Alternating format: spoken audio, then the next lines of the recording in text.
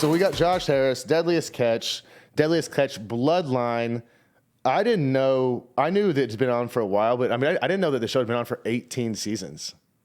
Dude, yeah. That's nuts. Man, I'll tell you, my whole adult life, man, I remember, God, what's the last time I was in Chicago? I got to sit down with Brian Urlacher and all those guys. We went out to dinner. Bob Chins, hang out over there. Yeah. And we used to sell our crab over there. And I mean, I got a question for you, man. Sure. How is it, playing sports and everything, and now you got the podcast and everything going? I mean, a huge change for you? Yeah, I tell you what, like whenever I was done, because I was in Chicago, I was done with Chicago, then I played 1 year in Miami, and then when I was done with that, football is really all I've known. So I was like, what the hell am I gonna do? I'm sure it's like fishing for you. It's like, what happens? And, I was 35, 36, 37, however old I was. And it's like, I've been doing this literally since I've been 5, 6 years old. And like, I'm not really qualified to do shit else. I'm right there with you, pal. Yeah. So when they shut down our crab season this year, for red crab, that's kind of like our bread and butter. That's like saying, by the way, you can't play in the NFL anymore. It's over. Why did they shut that down? They look for this, they have a 40 by 40 mile box, and they only count crab that are in that box. And if they don't find enough females and males, then they say, well, we're going to shut this thing down. And they don't shut it down for 1 year. They shut it down for 3 years. But for years, the scientists have been saying the crab will follow this cold bubble. Well, the cold bubble went outside the box, and they found plenty of females in that cold bubble, but it was outside the box. So how many square miles do you guys, whenever you guys are doing the normal Deadliest Catch, are you guys trolling? Square miles? Well, we got a million square miles that we can fish in. A million square miles. Yeah, dude. I'll tell you what, it's a nightmare. When you're only moving at 10 miles an hour, it seems like an eternity. That's a long way to go. Sucks. Yeah, dude. I'll tell you what. And then you get home, and everyone's doing 60 on the freeway. You haven't seen another person or a soul for months, and you're like, man, what are those things going past me? Trying to get merge on the freeway. Yeah. How long are you guys out there for? Sometimes it's 2 weeks, sometimes it's 4 months. It just depends how quickly you fill the order. Yes, I'm 100% correct, my man. Wow. So I got a question for you. Okay, fire away. I got a football question for you. What do you think about that trade with Wilson going over to Denver? Well, I mean, it seems like Russ wanted out of there. I don't know why. I mean, that offense, they get the defense back going. I mean, he had the 2 receivers, had the running back. Are you a Seattle fan? Dude, born and raised, man. I mean, even when they sucked, I still loved them. Did you grow up in Alaska? Curious. No, man. We just fished in Alaska. So Seattle, born and raised. Oh, really? Parts of California, and now Hawaii I live in. So it's one of those deals. We go to work. We're on a ship. We go closer to Russia than we are to the United States. We're like 700 miles away from the United States and about 138 miles off Russia when we're fishing. So wow. It's nonstop. That's why I love fishing in Hawaii. That's cool. I just got up here a couple of days ago, and I'm at one of my other guys from the show's house right now. And we're just kind of getting some details together. Both the season started on Discovery a couple Tuesdays ago, so I'm doing a lot of press and world press, and going to be interviewed by you, and I get to throw you some questions too and get your expertise on things. Yeah, pretty cool. I remember watching you play. Hell of a player. Appreciate being on your show. Oh, yeah, absolutely. Man. So, do you have a boat in Alaska and Hawaii? Yeah. Yes, sir. So is it 2 different setups? Because what are you, tuna down there, and then crab? Mm-hmm. Yeah, it's like little 30-foot boats down here. Then Alaska, we got a 130-foot ship. That one goes through pretty much anything that Mother Nature can throw at it. But yeah, down here it's flip-flops and shorts. Up there it's like sweatshirts and parkas. It's not fun always. Did you know how to tuna fish before you took this one on? Have you done it? No, man. No. But the first time bringing one of those things up, it was like catching a sea monster. I'll tell you what, it's like the size of, when I look down, I'm like, it ain't that big. And they're all, that's a couple 100 feet down, dude. And I'm like, what? Then they give you this little gaff, and you're like, you want me to stick that? That's like giving you a little hook to try to take down an elephant. It's it's quite intriguing. So it's been the tuna's been kind of a learning experience for you. It's kind of a learning experience. Oh yeah, dude. Yeah. And then right when you're with these intimidating, big, huge Samoan guys, it's like your front line, and they're staring at you.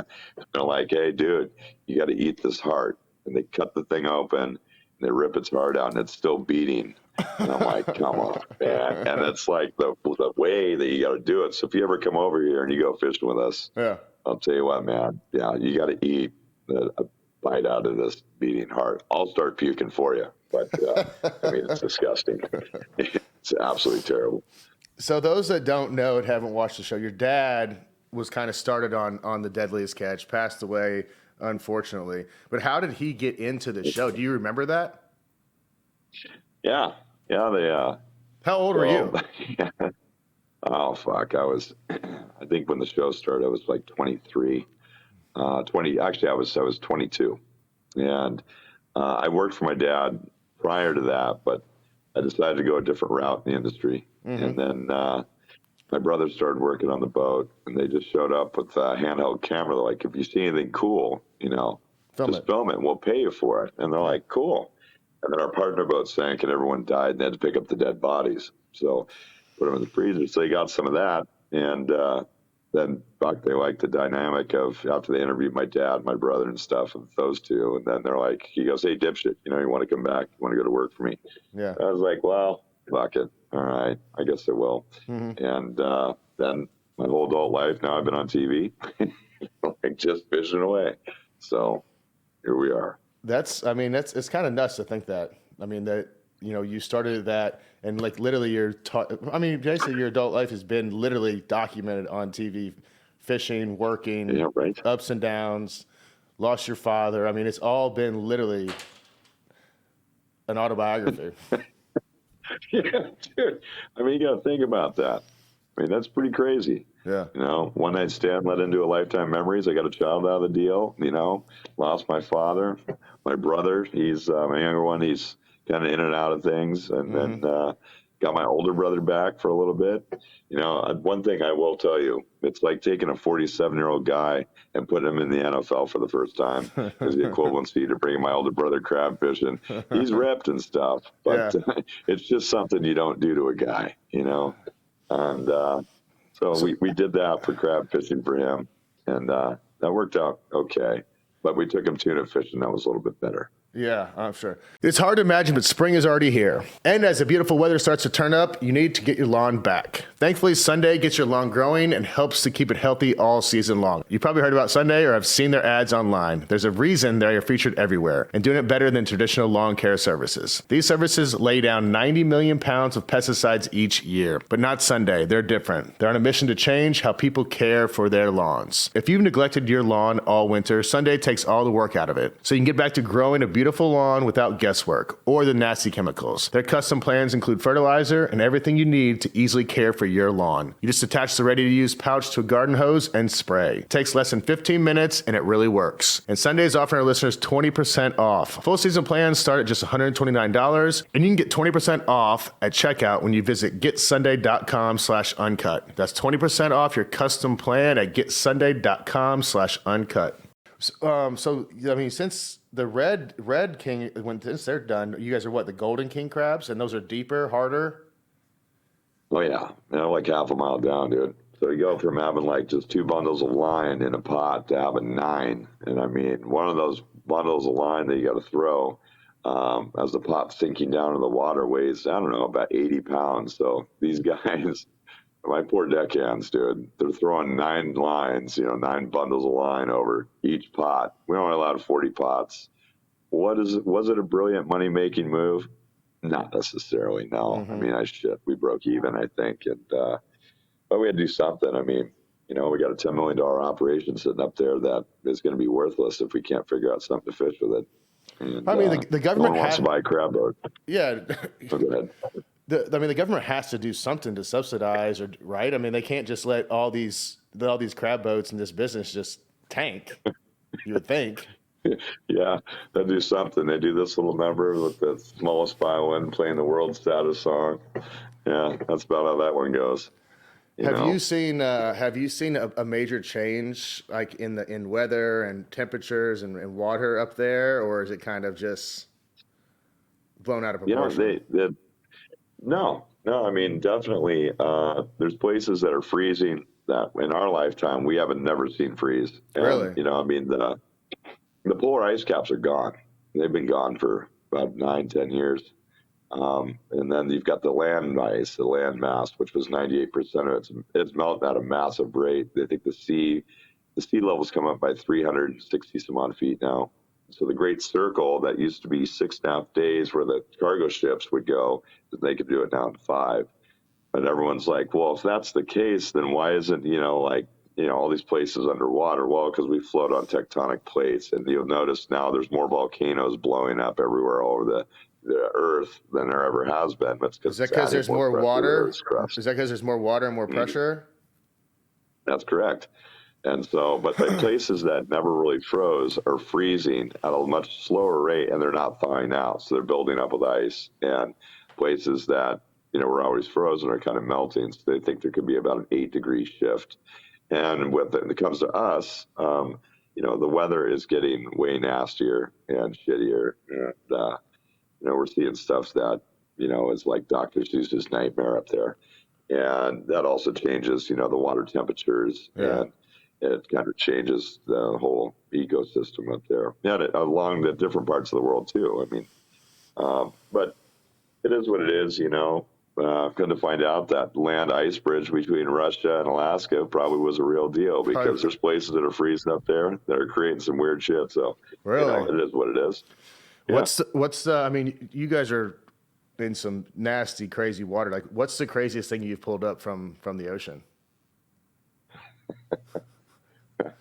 Oh man, dude, we pulled up this crab one time that had scales. That was pretty weird. Really? I don't know what it was, but I mean, I haven't seen a mermaid yet, and I've seen submarines pop up. That's pretty crazy. Submarines? And, oh yeah, yeah, big ones.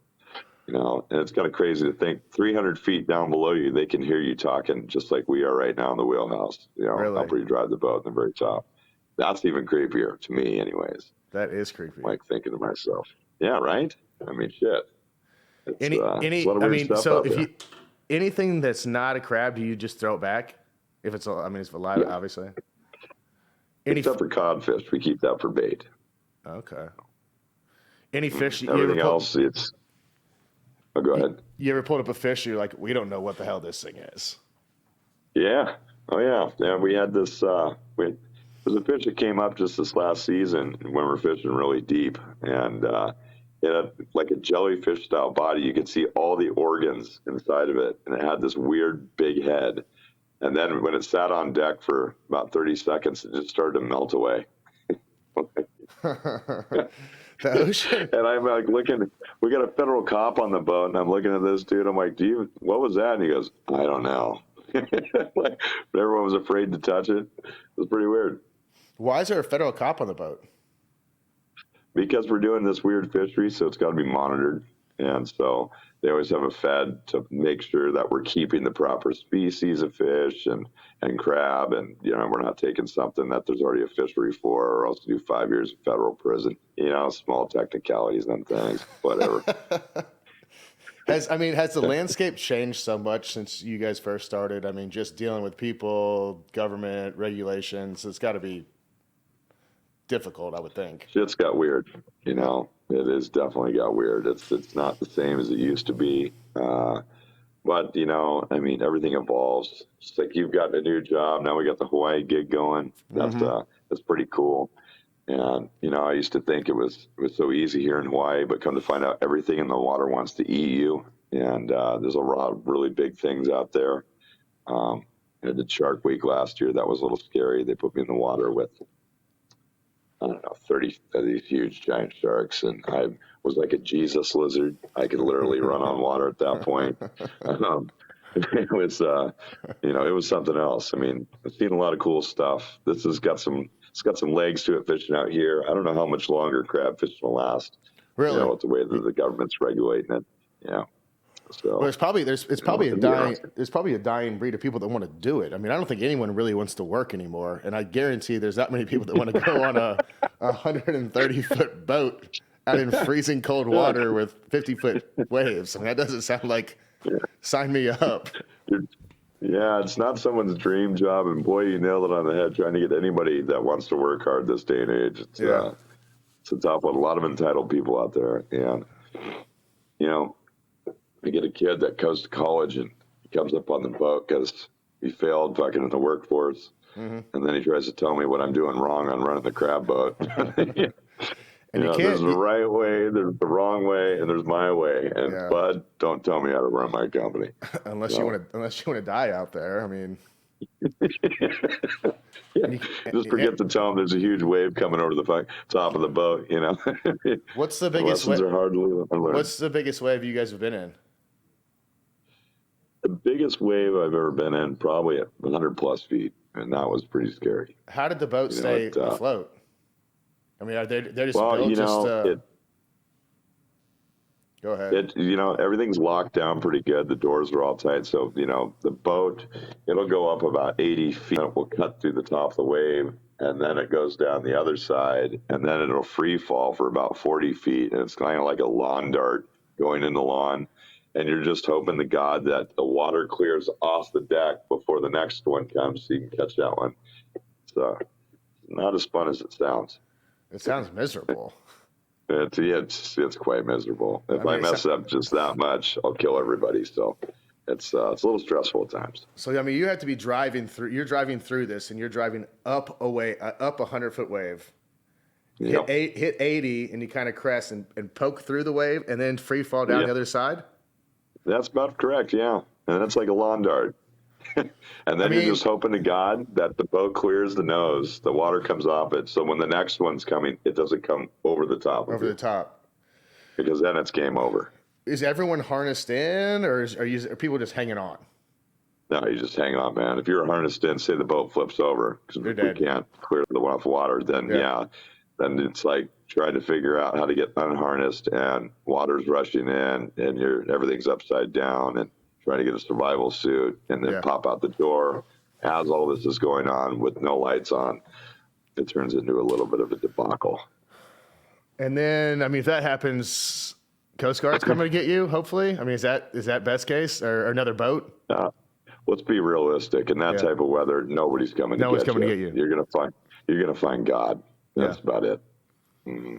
Uncut with Jake Cutler is brought to you by Progressive Insurance. Whether you love true crime or comedies, celebrity interviews, news, or even motivational speakers, you call the shots on what's in your podcast queue, right? And guess what? Now you can call the shots on your auto insurance too. Enter the Name Your Price tool from Progressive. The Name Your Price tool puts you in charge of your auto insurance by working just the way it sounds. You tell Progressive how much you want to pay for car insurance, then they'll show you a variety of coverage that fit within your budget, giving you options. Now that's something you'll want to press play on. It's easy to start a quote and you'll be able to choose the best option for you, fast. It's just one of the many ways you can save with Progressive Insurance. Quote today at Progressive.com to try the Name Your Price tool for yourself and join the over 27 million drivers who trust Progressive. Progressive Casualty Insurance Companies and Affiliates. Price and coverage match limited by state law. I mean, I know they call it Deadliest catch. I mean, back whenever it was really going. I mean, were there a lot of people dying each year on this thing, doing this? Yeah. It's funny because you heard a lot more about it because there was 237 boats. Is that what it used to be?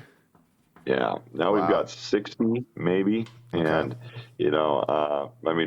last year we lost our partner boat that everyone except for 2 guys died on that one.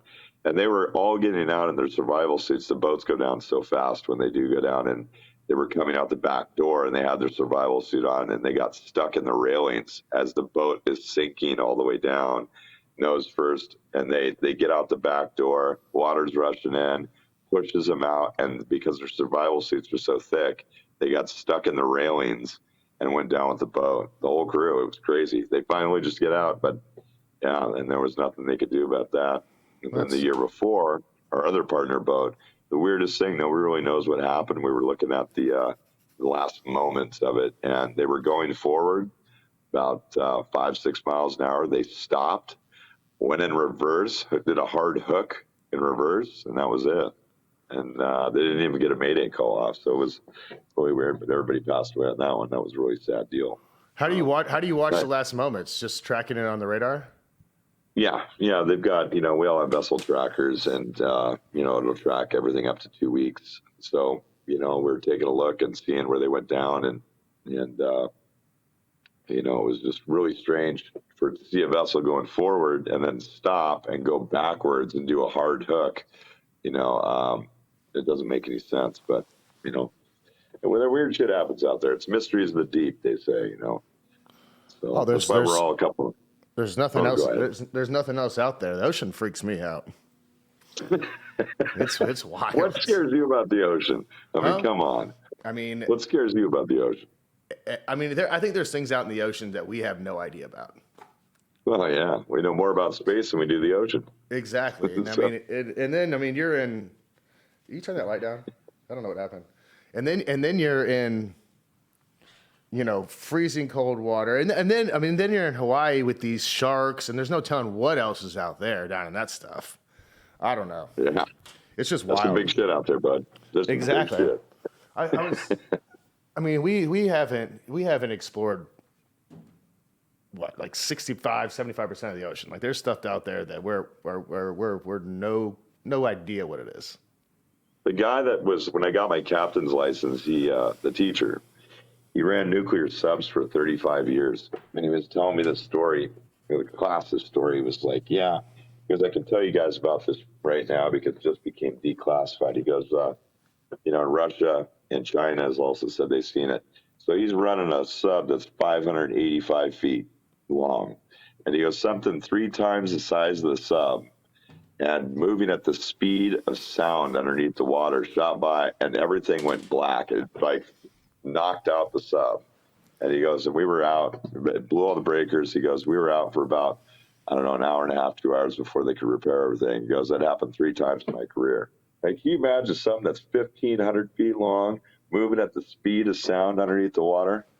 Hey, I'm telling you, man. And it's wild. Dude, that's legit. And I mean, you look at some of those sperm whales that are coming up, and they've got chunks missing out the side of them, or bite marks in the side of them that are just massive, like megalodon size. Yeah, like what's messing them up? I mean, they're the size of a school bus.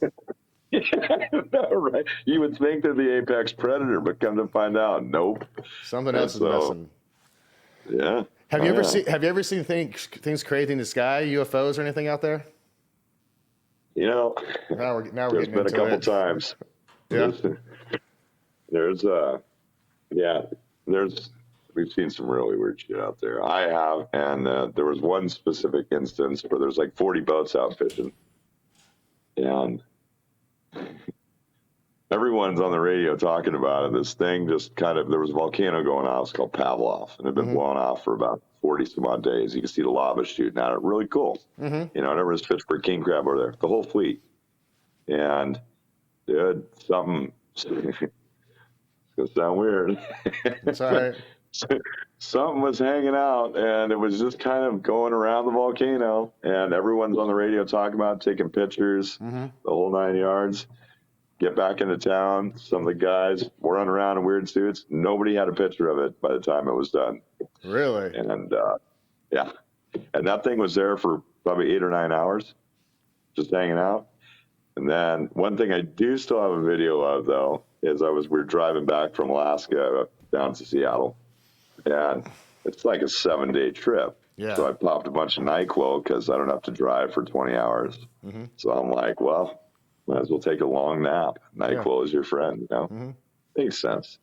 So after 20 hours, they call me. It's Gap, it's your turn to watch. I get up there, get chocolate milk. It's my favorite thing to drink in the mornings when it's an endless driving experience. It's about 3:30 in the morning, and I'm looking at what I thought was the North Star, and then it goes boop. And it starts doing circles, and I'm thinking to myself, okay, maybe I shouldn't be driving. I think the NyQuil's still in my system. So I call my other buddy Casey up there. I'm like, hey, I think the NyQuil's still kicking in my system because I'm watching this, what I think is a star, dance around. It'd have to be moving at the speed of light to do that. Yeah. Oh, we call the rest of the crew up. So I start videoing this, and literally, I mean, it's moving thousands of miles in a second. Yeah. And everyone was seeing it, so it wasn't just me. And I got it on my video thing, and I still have that video. That's awesome. But that was pretty weird. That was pretty strange. That's awesome.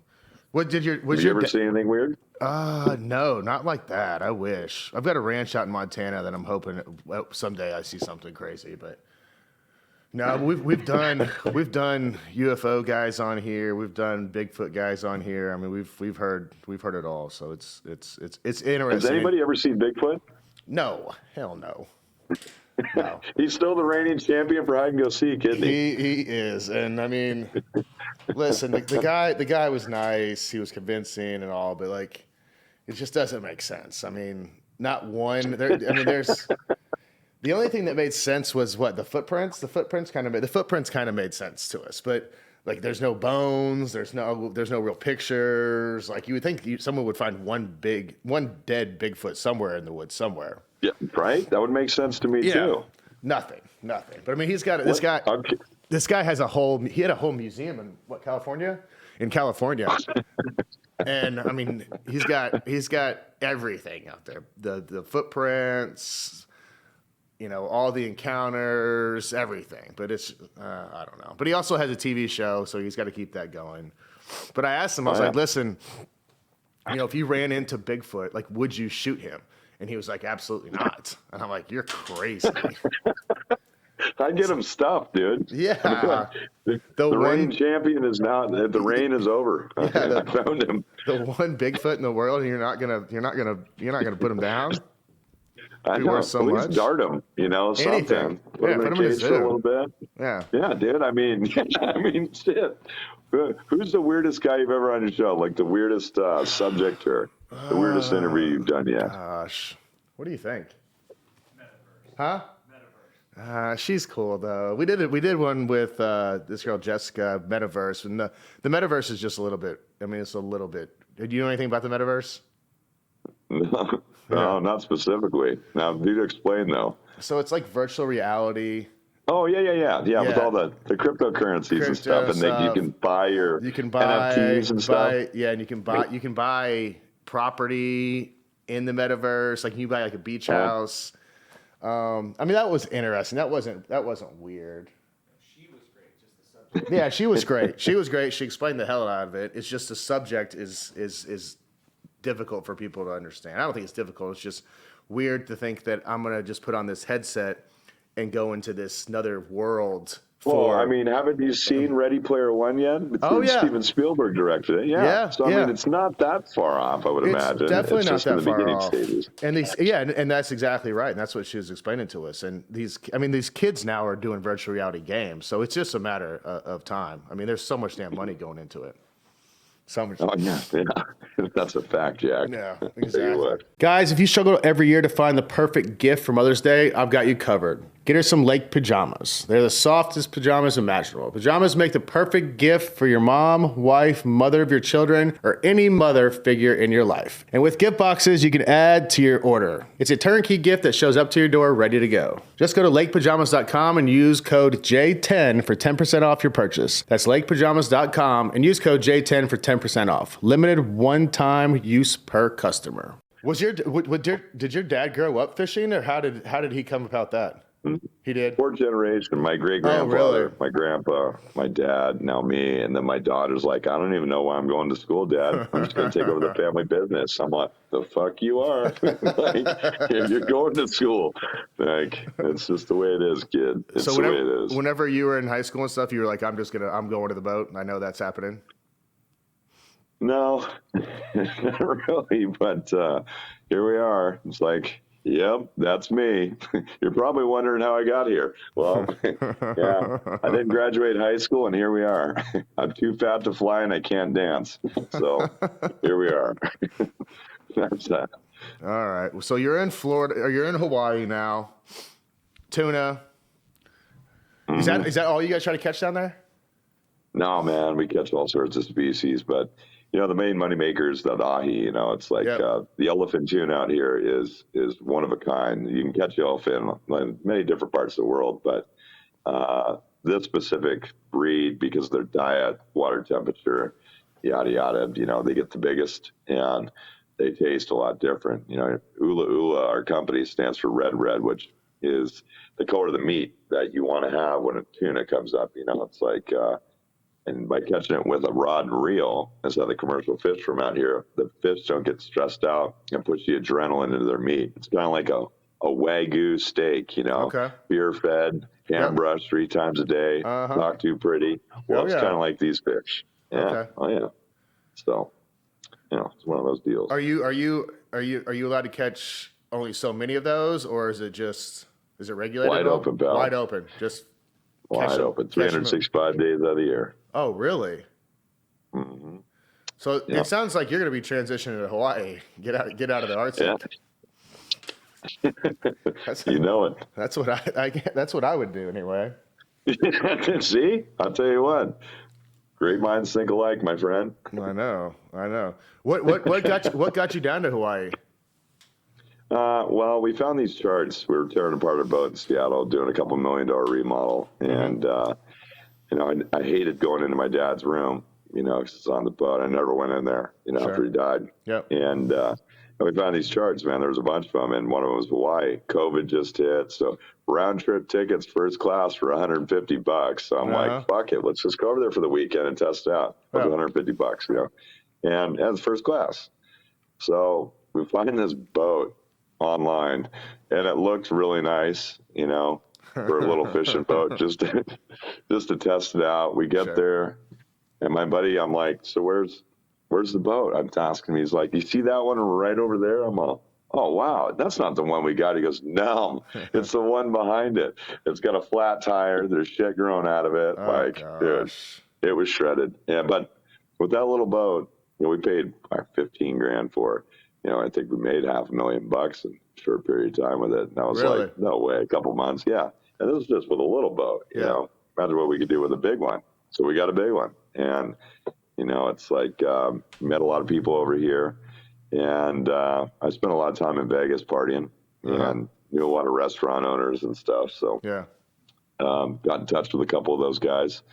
And one of them that owns the biggest restaurant there in Vegas over in the Circa building was like, hey, start selling me fish. This guy's like hardcore, man. Yeah. Like you would swear he's like out of the movie Casino. He's just like, he's kind of intense, dude. And they got the biggest restaurant in all of Vegas. They spent $21 million on it.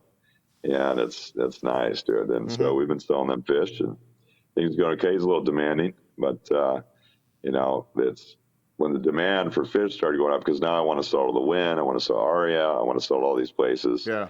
We need more fish. And so it's like the whole point is trying to find another sustainable area where we can get quality yellowfin. Yeah. And, well, I'll tell you what, Mother Nature always has something to say about that. Yeah. No matter where you are, Alaska, here, New Orleans, she'll beat you up. She's undefeated. That was pretty crazy. Yeah, right? Yeah, I'll tell you what. All right. Well, 18th season of Deadliest Catch is going on right now.